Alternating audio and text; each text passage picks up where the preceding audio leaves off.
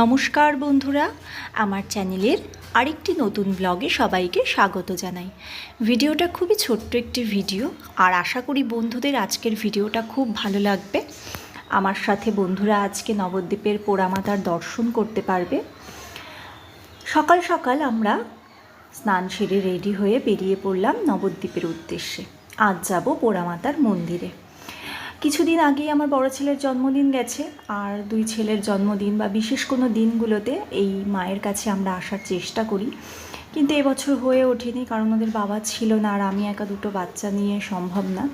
তা ওদের বাবা তো জন্মদিনে আসতে পারেনি ছেলের, কিন্তু দুদিন পরেই বিশেষ একটা কারণে ওর বাবাকে আসতে হয়েছিল এমার্জেন্সি ছুটি নিয়ে। তো তারপরে আমরা সোমবার দিন, ওর বাবা এসেছিল রবিবার, সোমবার আবার চলেও গিয়েছিল। আমরা সোমবার সকাল সকাল বেরিয়ে পড়েছি নবদ্বীপে। আমাদের বাড়ি থেকে ঘাট পাড়া হলেই নবদ্বীপ। তারপরে আমরা চলে এসেছি মায়ের মন্দিরে। বন্ধুদের যতটা সম্ভব আমি মাকে দর্শন করিয়ে দিলাম। আমাদের নবদ্বীপের খুবই জাগ্রত মা পোড়ামাতা। তারপরে পুজো দিয়ে বাইরে ধূপকাঠি মোমবাতি জ্বালিয়ে নিচ্ছি।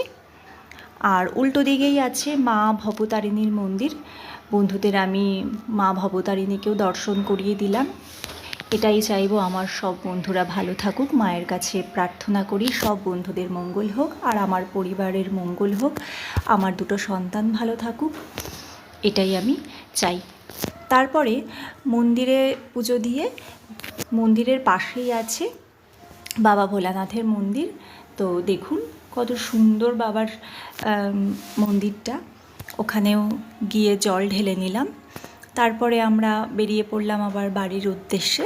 তো আশা করি আমার আজকের এই ছোট্ট ব্লগটা বন্ধুদের ভালো লাগবে।